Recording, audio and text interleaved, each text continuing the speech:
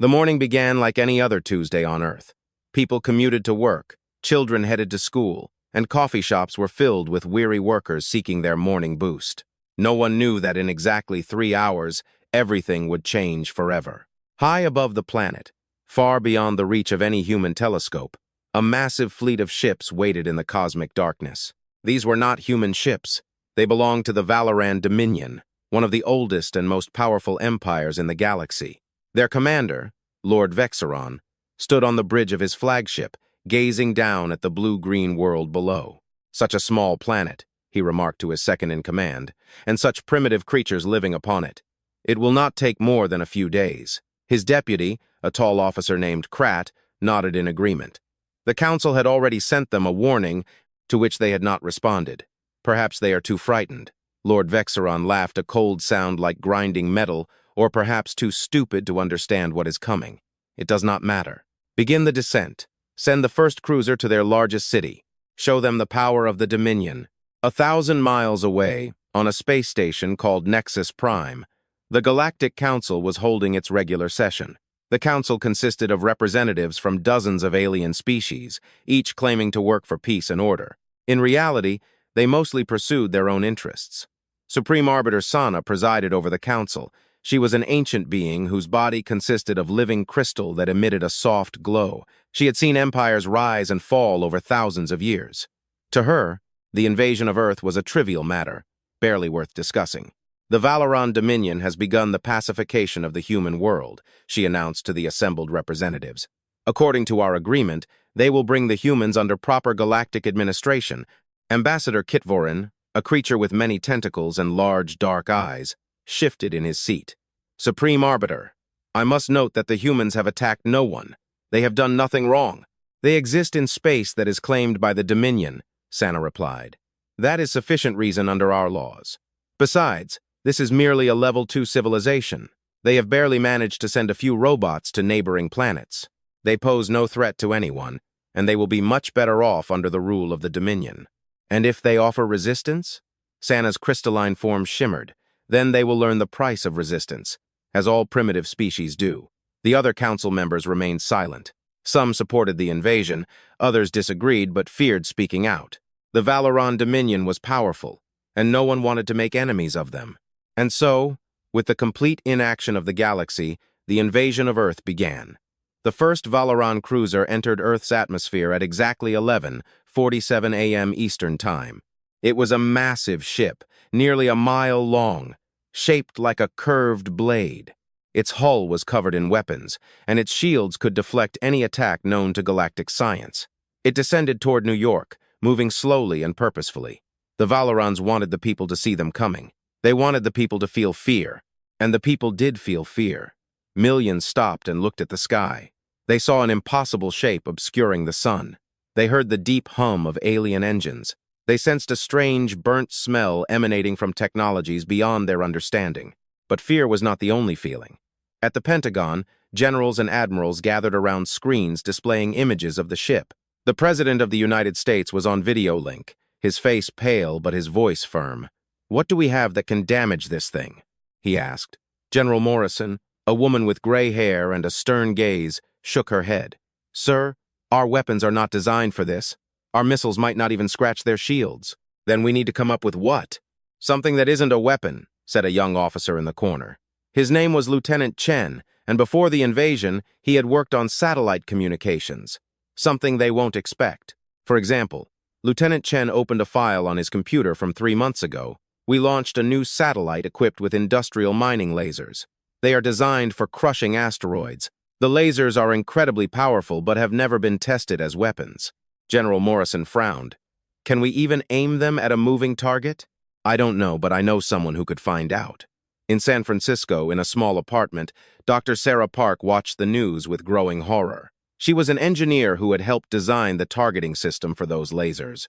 When the phone rang and the voice on the other end said she was needed to help save the world, she did not hesitate. "Tell me what I need to do." What followed was the most intense period in history. While the Valoran cruiser slowly approached New York, thousands of scientists, engineers, and military personnel worked without sleep, turning an industrial tool into a weapon. They faced problems that seemed insurmountable. The laser was not designed for combat. The targeting system was too slow.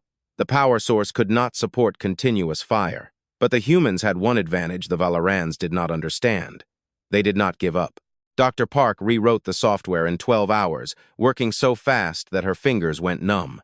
Lieutenant Chen coordinated groups around the world to integrate the satellite into military systems. A teenager in Japan figured out how to boost power using methods he learned from building gaming computers. A retired engineer in Germany solved the cooling problem using a sketch made on a napkin. They were not a well-organized army. They did not follow textbooks. They were ordinary people, scared and tired, doing the impossible because the alternative was unthinkable. On board the Valoran cruiser, Lord Vexeron's officers reported that the humans were not attempting to resist. No missiles were fired, no aircraft scrambled. It seemed the primitive creatures had accepted their fate. As expected, said Lord Vexeron. They know they cannot fight us. Prepare a broadcast of our demands to their leaders. Tell them they have 1 hour for unconditional surrender, or we begin the bombardment. But Lord Vexeron was wrong. The humans were not surrendering. They were preparing. At 1:00 p.m. on Thursday, 48 hours after the invasion began, Dr. Sarah Park pressed the key on her keyboard. 300 miles above Earth, the satellite, intended for cutting rock, turned its laser toward the alien cruiser. The beam was invisible to the naked eye, but its effect was obvious. The Valoran shields, designed for plasma weapons and kinetic impacts, had never encountered such a purity of concentrated light. The laser cut through them as if they didn't exist. On the cruiser's bridge, sirens wailed. Officers screamed in confusion. Lord Vexeron watched in disbelief as a hole appeared in the ship's ceiling. Then a second, a third. "What is happening?" he demanded. "What are they hitting us with?" "An unknown weapon, my lord. Our shields cannot cope." That cannot be. But it was not just possible. It was something the Valorans had never seen before. And it was only the beginning. The laser cut through the main power node of the cruiser. The explosion was visible from the ground, a bright flash in the afternoon sky. The great ship, the pride of the Valoran fleet, fell from the sky like a shot bird. It crashed into the Atlantic Ocean 30 miles off the coast, creating a wave that reached the shores of New York but caused no major damage. For a moment, the world was silent, and then in cities across the planet, people began to cheer. On Nexus Prime, the Galactic Council received the news with shock. Supreme Arbiter Sana convened an emergency meeting, her crystal body shimmering with agitation. "Explain to me," she said to the intelligence officer, "how a primitive species destroyed a Dominion cruiser." The intelligence officer, a small creature covered in scales, displayed the data. It appears they modified a mining satellite into a weapon. The specific frequency of their laser was not in our database. Our shields had no protection against it. How long did this modification take? Approximately 36 hours. Supreme Arbiter Sana was silent for a long time. In her thousands of years of life, she had not seen a species that developed its technology so quickly. The Valarans spent decades developing shields. The humans defeated them in a day and a half. "It changes nothing," she finally said, though her voice sounded less confident than before. "One lucky shot does not win a war. The Dominion fleet will crush them." Ambassador Kitvoren was not so sure. He had studied humans for years, trying to understand these strange creatures from the edge of the galaxy. He read their history, literature, and science. He knew what the Supreme Arbiter did not. Humans are most dangerous when they have nothing to lose. On Earth, Admiral Chen stood before the UN Security Council. Before the invasion, she had planned to retire. Now, she was the commander of humanity's desperate defense. "We won the first battle," she said, "but we haven't won the war. The Dominion has hundreds of ships. We destroyed one. They will be angry, and they will be more careful. We cannot count on the same trick working twice." "Then what do we do?" asked the Chinese representative. "We do what humans have always done. We adapt. We improvise. We refuse to die." She displayed a map of the world on the screen. "Every factory on this planet is now an arms factory. Every engineer is a weapons designer. Every scientist is working on defense. We don't have time to build a proper army, so we will build an improper one." "That is not a plan," said the Russian representative. "That is desperation." "Yes," agreed Admiral Chen. "It is. But desperation is something humans understand very well. It is something our enemies do not understand at all." She scanned the faces of the world leaders, seeing fear, hope, and determination. The Valorans think they know who we are. They think we are weak, primitive, easy to conquer. They will soon learn how wrong they are. In space, Lord Vexaron looked at his fallen cruiser and felt something he had not experienced for many years. Doubt. The humans had surprised him. They should not have been capable of this. He opened a channel to his entire fleet. All ships, prepare for a full-scale attack. No warnings, no mercy. Burn their cities from orbit. Destroy their satellites. Crush them completely. His officers answered with enthusiasm. They hungered to avenge their fallen brothers. They did not share their commander's doubts. They still believed that victory was inevitable. They were wrong. Over the next week, the Valoran fleet attacked Earth with everything they had. They bombed cities, destroyed military bases, and shot down satellites. They killed millions of people and caused destruction that would take decades to repair. But they did not conquer Earth. They didn't even come close, because every time the Valorans thought they had figured out human tactics, the humans changed them. Every time they developed a countermeasure to human weapons, the humans invented new ones. In the countryside, people fought with mining lasers and converted airplanes. They fought with computer viruses and hacked communications. They fought with traps, ambushes, and suicide attacks. They fought with weapons no Valoran could imagine, because no Valoran had ever been desperate enough to dream them up. A farmer in Brazil used his agricultural drone to deliver explosives to a landed Valoran shuttle. A group of hackers in Ukraine broke into the Valoran communication system and sent false orders that caused 2 ships to collide. A physics student in India developed a way to disrupt Valoran transporters using hospital equipment. None of these attacks were devastating on their own, but together, day by day, they accumulated. The Valorans lost a ship here, a shuttle there, a squad of soldiers somewhere else. Their advance slowed, their confidence faded, and doubts grew. On the 7th day of the invasion, Lord Vexaron received a report that made his blood run cold. He had started with 50 ships. Now he had 39 left. 11 ships lost to a world that didn't even have a space fleet. 11 ships lost to creatures that the Council classified as primitive. 11 ships lost to creatures that should have surrendered on the first day. Lord Vexaron stood on the bridge and looked at Earth. The planet was still spinning beneath him, blue, green, and stubborn. Its people were still fighting, still dying, still refusing to give up. For the first time in his long career, he wondered if he had made a terrible mistake. And in homes, shelters, and secret bunkers around the world, people looked at the sky and made a silent promise. They would not surrender. They would not retreat. They would fight until they won, or until no one was left who could fight, because that was what humans did. That was what they had always done, and that was what they would continue to do. No matter how powerful their enemies, no matter how hopeless the odds seemed, the galaxy had made a mistake by underestimating Earth. Now it was about to learn just how great that mistake was. The war had only begun.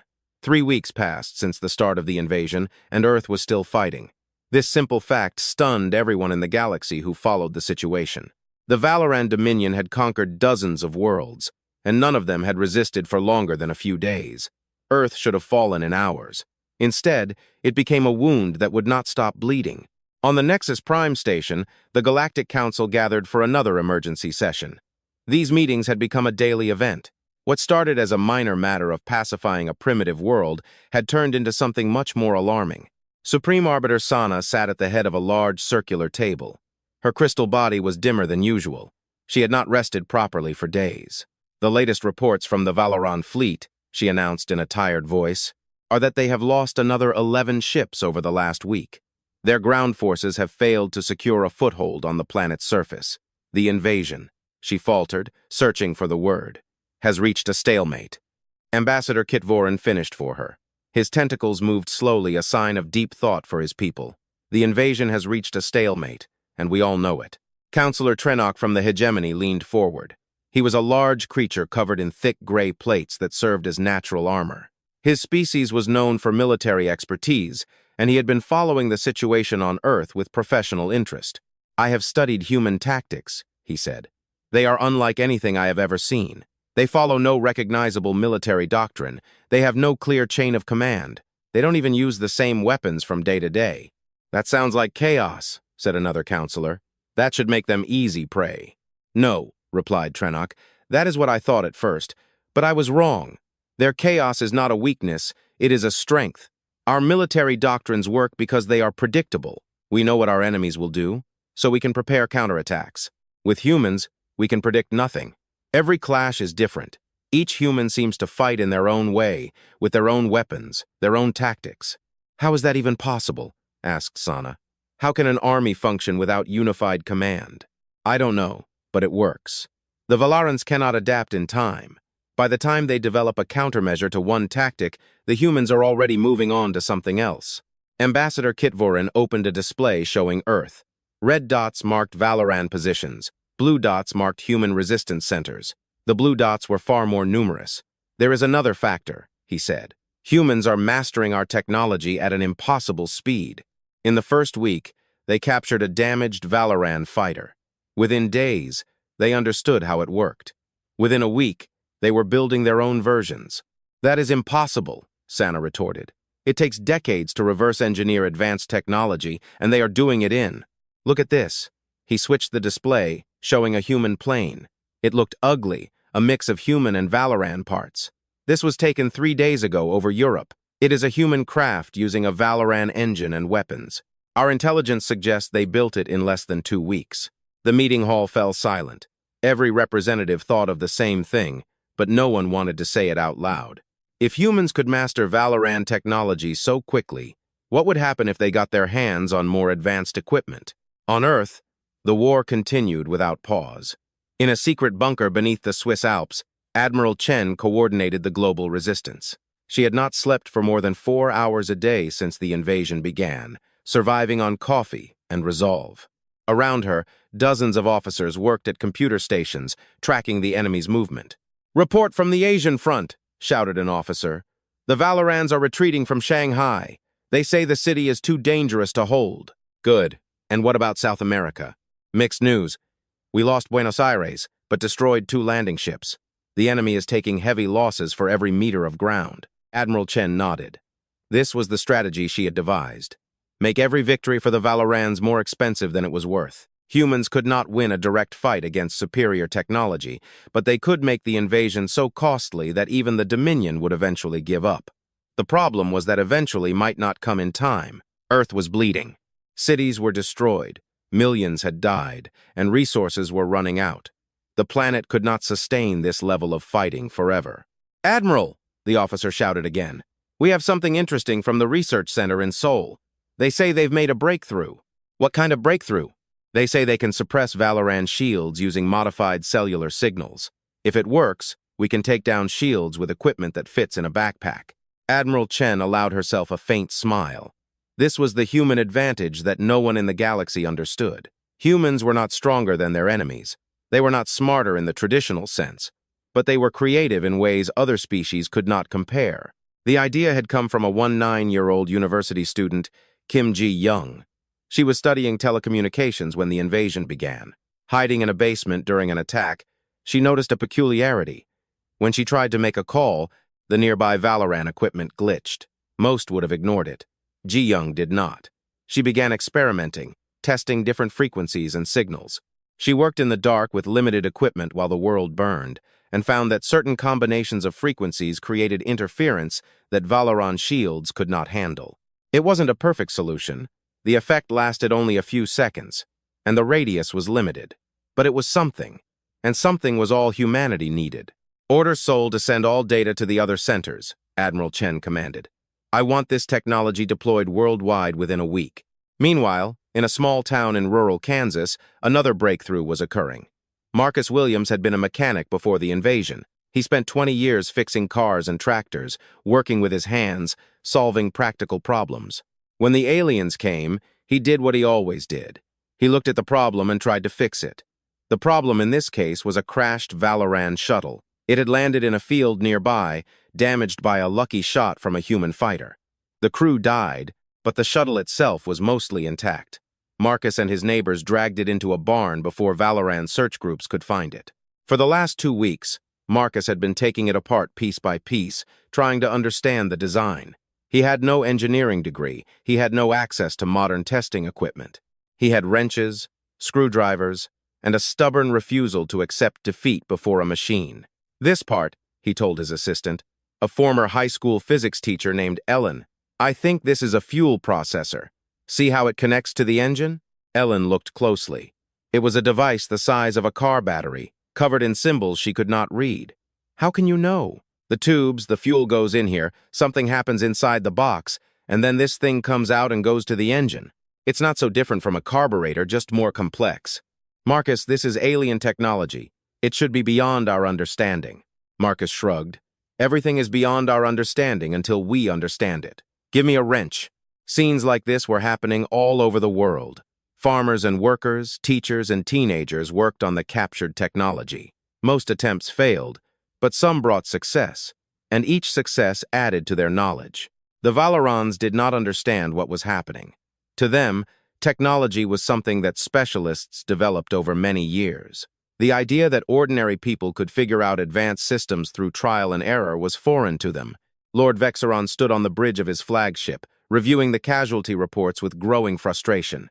He had never lost so many ships in one campaign. He had never faced an enemy whose actions were so difficult to predict. "My lord," the tactical officer reported, "the humans used a new weapon in the European sector. It seems to temporarily disable our shields." "How is that possible?" "Our shields are designed to deflect everything." "We don't know, my lord. Our engineers are analyzing captured equipment but cannot determine how it works." Lord Vexeron slammed his fist onto the armrest of his chair. These creatures barely had space aviation a month ago. How were they developing countermeasures to technology they shouldn't even be able to understand? The tactical officer had no answer. On Nexus Prime, Ambassador Kit Voren was having a private conversation with his assistant, a young representative of his species named Telvara.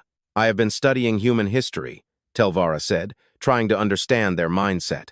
"I think I found something important." Continue. "Humans have a very unusual relationship with war.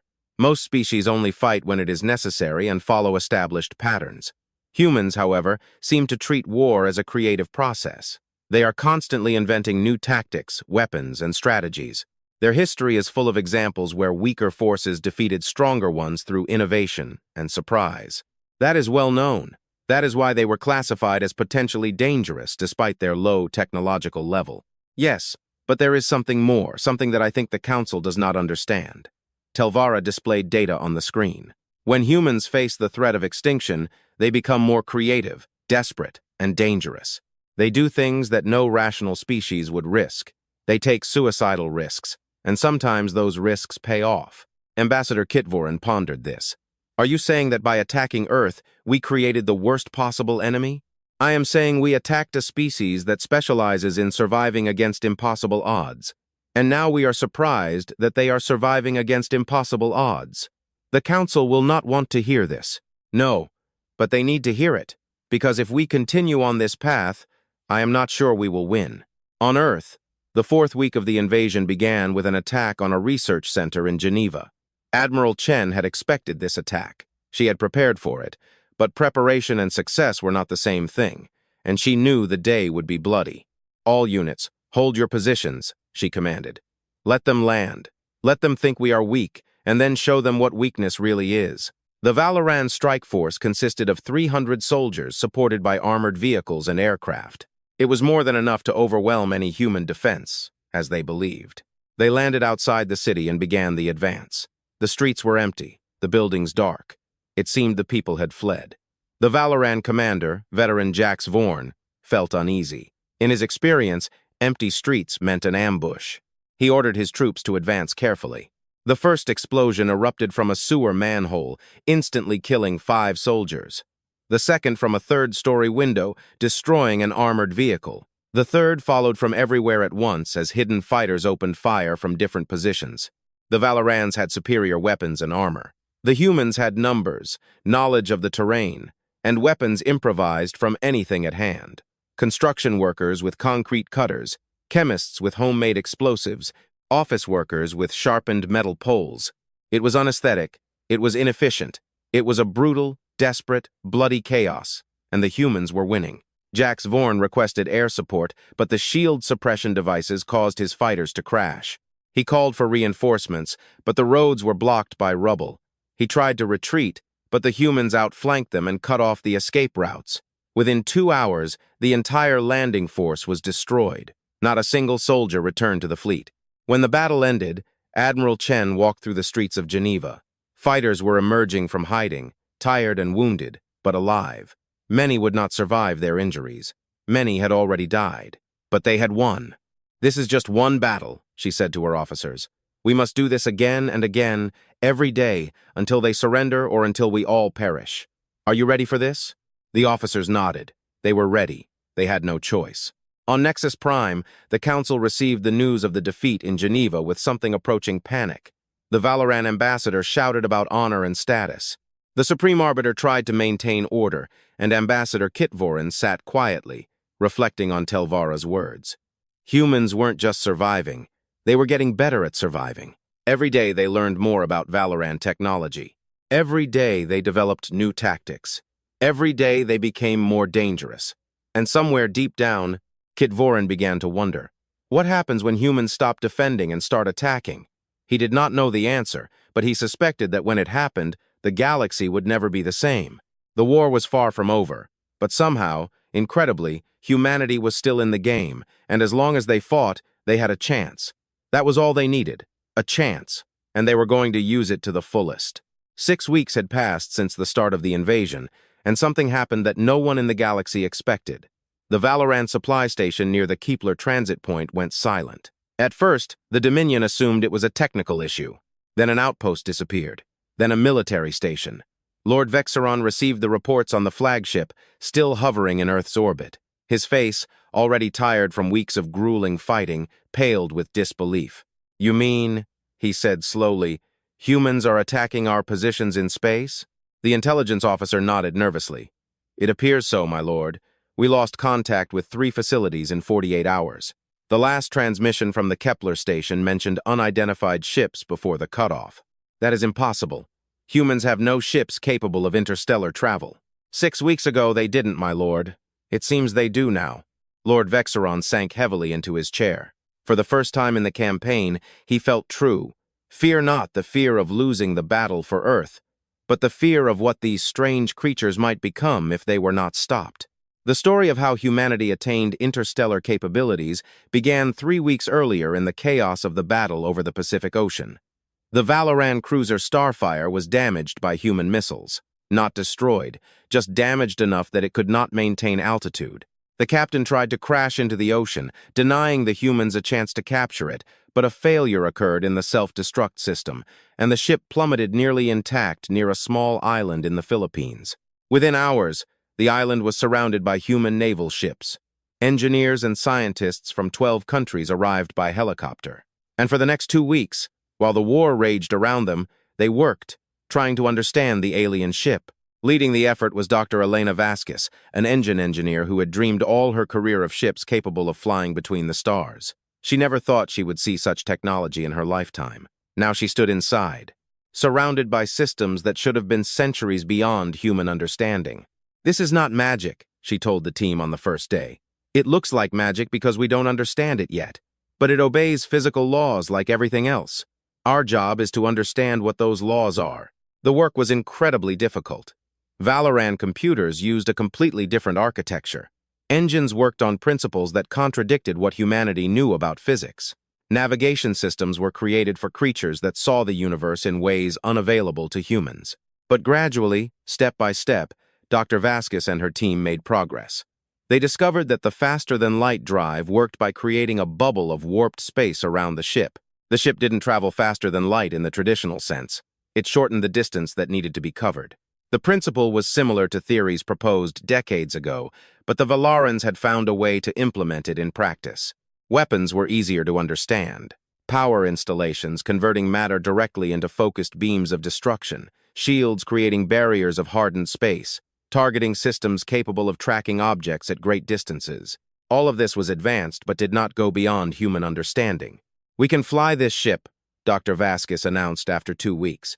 "The controls are designed for creatures with different physiology, but we can modify them. Give me 1 more week, and I will get it into the air."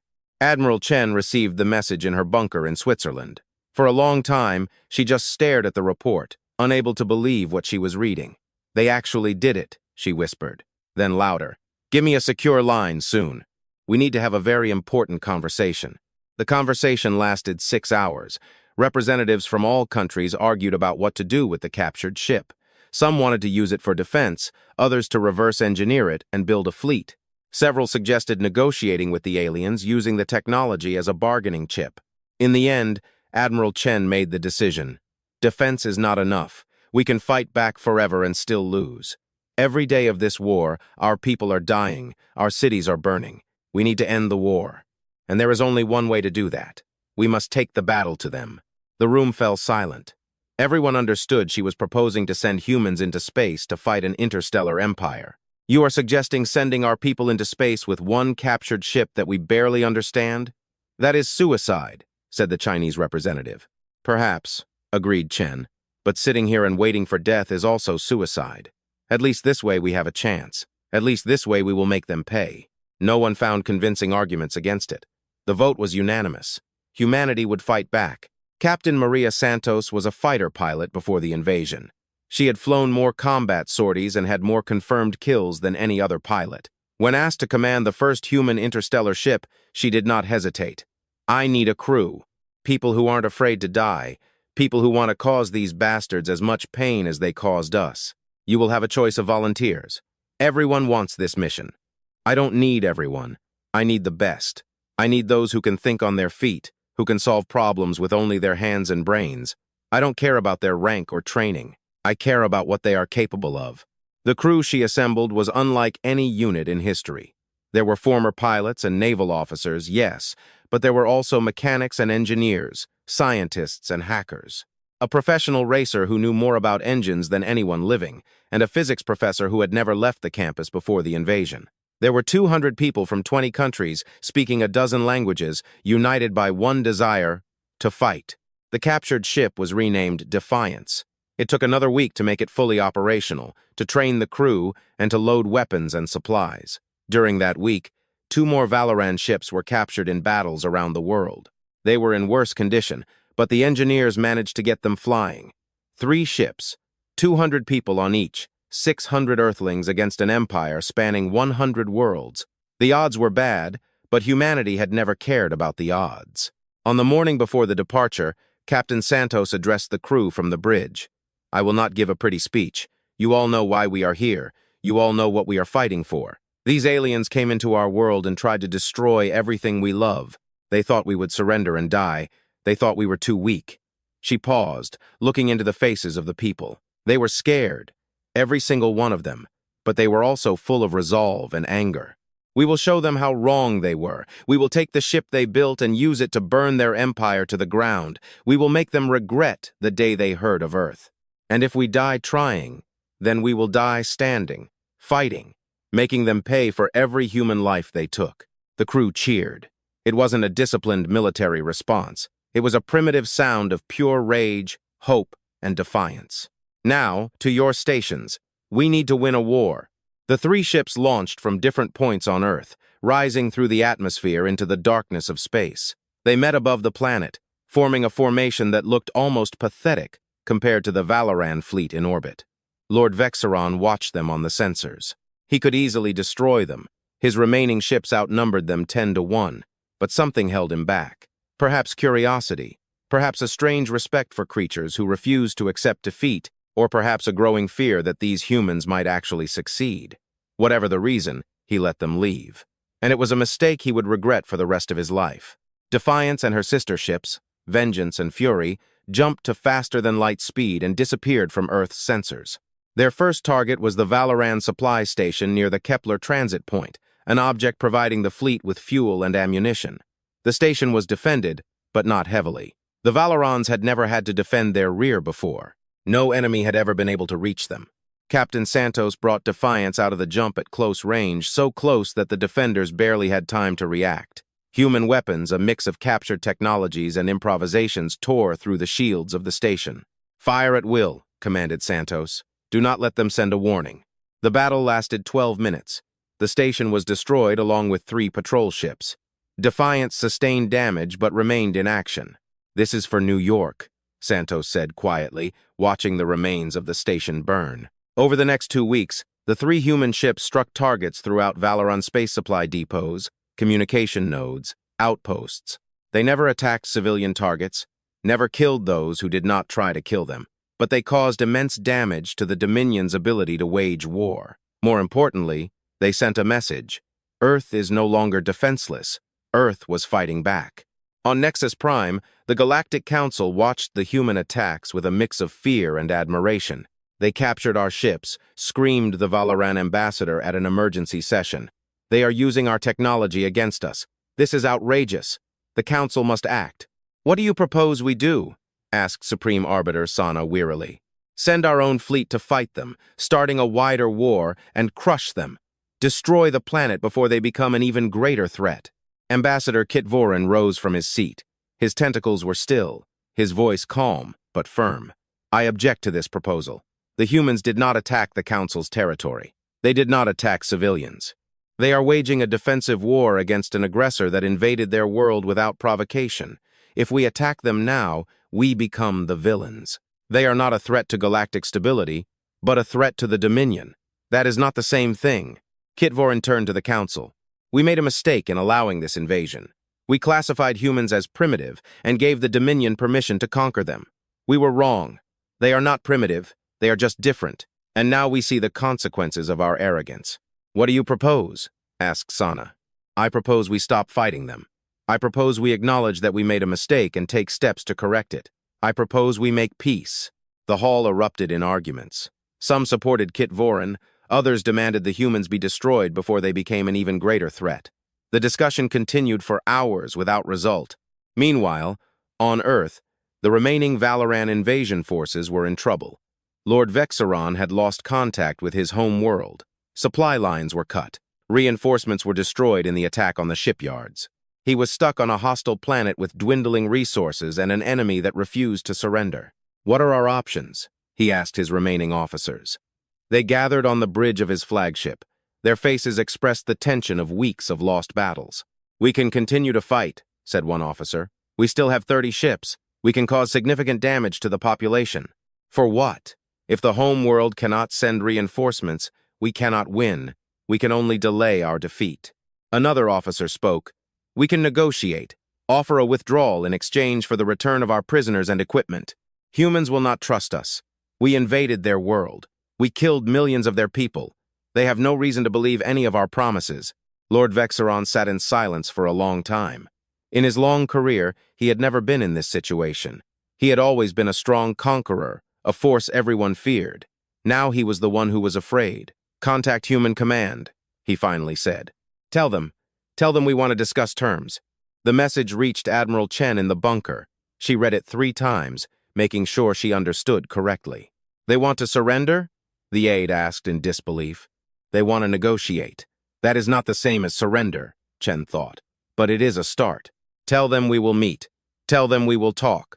But make it clear, the only result we will accept is their complete withdrawal from Earth, nothing less. And if they refuse, we will continue to fight. We have shown them we can cause them pain anywhere, even on their own home world. They know now that the war will not be easy. They know that even if they win, the price will be huge. She smiled, though there was no warmth in her smile. They are scared, and they should be. We are only just beginning. On Nexus Prime, Supreme Commander Tex Aaron surveyed the ruins of Fleet Command and felt the weight of history. For the first time in 12 years, the Valoran homeworld had been attacked. The myth of invulnerability was shattered. The Dominion would never be the same. And somewhere out there in the vast darkness of space, 3 human ships were heading home. Beaten, damaged, having lost many of their crews. But they had won, they had done the impossible. They had brought the war to the invader, and the galaxy would never forget it. 6 months passed since the start of the invasion. The war, which the entire galaxy thought would last a few days, became something much larger, more complex, and more important. On Earth, cities were slowly healing. The dead were buried, the wounded were recovering, and survivors were rebuilding. It would take years, perhaps decades, to fix all the damage. But humanity survived. More than survived, humanity won. The Valoran invasion forces were gone. After weeks of negotiations, Lord Vexaron agreed to withdraw all remaining ships and soldiers. In exchange, Earth released prisoners and returned some equipment. It wasn't a generous deal for the Valorans, but they had no choice. Their position was hopeless. Their homeworld was in chaos, and the Empire was fighting for survival. Admiral Chen stood on the observation deck of the restored base in Geneva, watching as the last Valoran transport lifted from the surface. It passed through the atmosphere and disappeared into the darkness of space, taking the last invaders away. "It's over," the aide said quietly. "The war is over," agreed Chen, "but the changes have only begun. We are not the same species we were 6 months ago. We know now that we are not alone in the universe. We know there are forces that see us only as obstacles to be removed, and we know we can fight them. What happens now? Now we rebuild, prepare, and ensure that no one ever tries to invade our world again." On Nexus Prime, the Galactic Council was also coping with the changes. The attack on Nexus Prime caused shockwaves throughout the galaxy. For thousands of years, great powers believed their homeworlds were untouchable. Humans proved that opinion wrong. If a species without interstellar experience could strike at the capital of Valoran, then no world was truly safe. Some species responded with fear. They strengthened defenses, built more ships, preparing for wars that might never start. Others responded with curiosity. They studied humans, trying to understand how a primitive species achieved the impossible. And still others responded with something like hope. In quiet corners of hundreds of worlds, creatures began to whisper about the humans of Earth, about a species that refused to surrender, that fought back and won. Supreme Arbiter Sana convened the Council for one of the most important meetings in galactic history. "We are here to discuss an official request from the human government," she announced. "They have asked to be recognized as a sovereign species and to be admitted to the Galactic Council." The Valoran ambassador, a new one since the previous was recalled in disgrace, stood in protest. "This is outrageous. These creatures attacked our home world. They destroyed our shipyards. They killed thousands of our people. They should be punished, not rewarded." "They responded to an unprovoked invasion," replied Ambassador Kitvorin calmly. "They defended themselves against aggression that the Council approved. If anyone should be punished, it is the Dominion for starting this war. The Dominion was exercising its rights under galactic law. Galactic law allows the conquest of primitive species. It does not require it. The Dominion chose to invade Earth. The Dominion chose to kill millions of their people. The Dominion started this war. The humans merely ended it." The discussion continued for hours. Old arguments were repeated. Old grievances surfaced. But gradually the mood in the room began to change. Counselor Trenok from the Hegemony, a military expert who had been following the war closely, spoke out. "I have studied human military tactics in detail. They are unlike anything I have ever seen. They adapt faster than any other species. They invent under pressure in ways that shouldn't be possible, and they never surrender." "That sounds like a compliment," the Valoran ambassador asked sarcastically. "It should be a warning. If we continue to treat humans as enemies, they will become enemies. They will continue to develop technology. They will continue to build their fleet and eventually become strong enough to challenge any power in the galaxy." Trenok fell silent, letting his words sink into the consciousness of those present. "But if we welcome them as equals, if we give them a place in the galactic community, they could become allies instead of enemies. And I believe we would all prefer human allies to human enemies." The hall fell silent. Finally, Supreme Arbiter Sana spoke. "We will vote on the human petition. Who is in favor of granting Earth full recognition and membership in the Council?" One by one, representatives voted. The Hegemony voted in favor. The Collective voted in favor. Small powers, encouraged by the example of others, added their support. Even some species that traditionally supported the Dominion voted in favor, realizing that the balance of power was shifting. When the count was complete, the result was clear: Earth would be recognized. Humanity would get a seat at the table. "The proposal is accepted," announced Sana. Her voice was neutral, but those who knew her well could catch what might have been respect. "Earth is hereby granted temporary membership in the Galactic Council. An official ceremony will be organized to welcome their representative." The ceremony took place 3 weeks later. Dr. Amara Okonkwo was chosen to represent Earth.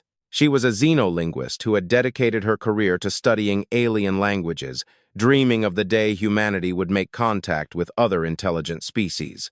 The invasion was nothing like the first contact she had imagined, but she was determined to make the most of the situation. She stood before the assembled council, dressed in a simple black suit. Behind her, a holographic projection of Earth slowly rotated, showing blue oceans and green continents that had been nearly destroyed. "I am honored to be here," she began. Her voice was steady and clear. I am honored to represent my species before this council, but I will not pretend that this moment is entirely joyful. She paused, looking at the faces of the alien representatives. 6 months ago, the Valoran Dominion fleet attacked my world. They came without warning, without negotiations, without giving us a single chance to avoid conflict. They killed millions of my people. They destroyed our cities. They nearly wiped us off the face of the earth. She let the words hang in the air. We survived not because we were stronger than our attackers, not because we had better technology. We survived because we refused to die. We survived because every human on Earth, from scientists to farmers and children, found ways to fight back. We survived because that is what humans do. The hall was absolutely silent. I am not here to threaten this council. I am not here to demand vengeance. I am here because humanity wants something very simple. We want to be left alone. We want to live our lives, raise our children, and explore the universe at our own pace. We don't want to conquer anyone. We don't want to dominate anyone. She looked directly at the Valoran ambassador, who shifted under her gaze. But we will not let anyone conquer us, either. That is the lesson of this war. That is the message humanity is sending the galaxy. Leave us alone, and we will be your friends. Attack us, and we will become your worst nightmare. She turned to the council. I was told this council was created to promote peace and cooperation. I was told it is based on the principles of justice. If that is true, then humanity should be a welcome guest. We believe in peace. We believe in cooperation. We believe that different species can live together without destroying one another. But we also believe that peace must be earned. We believe that the strong should not oppress the weak. We believe that every species, no matter how small or new to the stars, deserves the right to determine its own destiny. She paused again, gathering her thoughts for her final words. I ask this council to accept Earth not just as a member, but as a partner. I ask you to help us rebuild our world and share your knowledge with us. In return, we will share our knowledge, our creativity, and our resolve to solve problems that seem impossible. Humanity has learned a lot over the last 6 months. We have learned that we are not alone. We have learned that the universe is dangerous, but we have also learned that we are stronger than we thought. We have learned that we can meet any challenge, overcome any obstacle, and defeat any enemy. The galaxy may not have wanted humanity to join the community of stars, but we are here, and we are not going anywhere. Dr. Okonkwo finished and stood in silence. For a long time, no one moved. Then Councillor Trenok rose from his seat. He walked across the hall until he stood before the human representative. His armored body towered over her, but she did not flinch. The hegemony welcomes humanity to the Galactic Council, he said officially, and then added more quietly. And I personally welcome you. Any species that can fight the way you fought deserves respect. Ambassador Kitvoren was next. The collective also welcomes humanity. We hope this is the beginning of long and peaceful relations. One by one, representatives stood and offered their welcomes. Even the Valoran ambassador, though his voice was hard and his eyes cold, acknowledged Earth's status. When the ceremony ended, Dr. Okonkwo left the hall and approached a window overlooking the station's docking ring. 3 ships were floating there, small and battered compared to the massive vessels of other species. Defiance, Vengeance, and a new ship, just completed, named Hope. They didn't make an impression by galactic standards. They were held together by improvised repairs and human stubbornness. Their crews consisted of people who had learned to fly starships in weeks instead of years. But they were their own. They were human and represented everything Earth had achieved in the last 6 months. Captain Maria Santos appeared beside her, looking tired but proud. How did it go? She asked. They accepted us, Okonkwo replied. We are officially members of the council. And do you trust them? No, but I don't think they trust us. Trust will have to be earned on both sides. She looked at the human ships floating in the void. We have a long way to go. We need to rebuild our world, create a real fleet, and prepare a new generation of soldiers and scientists. We must become strong enough that no one ever tries to invade us again. That will take years. Yes, but we are good at long-term projects. Humans built civilizations that lasted thousands of years. We will manage this, too. Santos nodded. I suppose so. We survived an alien invasion with nothing but resolve and duct tape. Building a galactic power should be easier. Dr. Okonkwo laughed, surprised at herself. For the first time in months. Much easier, she agreed. Maybe we'll even have time to sleep sometimes. They stood together in silence, looking at the stars that once seemed so distant. Behind them, the Galactic Council had already begun adjusting to the new reality. Alliances were being reevaluated, treaties were being rewritten. The balance of power that had remained stable for thousands of years was shifting, and no one knew what the future would bring. Humanity had entered the galactic stage not as conquerors, not as victims, but as equals. And somewhere in a small cafe on a street in Paris, which was destroyed during the invasion and was now being rebuilt, a little girl looked at the night sky and pointed at the stars. "Mom, can I fly there someday?" Her mother smiled, thinking of everything that had changed, everything that was still changing, and everything that had now become possible. "Yes, darling," she said. "Someday you will. Someday we all will." The stars waited, infinite and beckoning. No longer mysteries to be feared, but destinations to be reached. Humanity was ready. The galaxy would never forget Earth.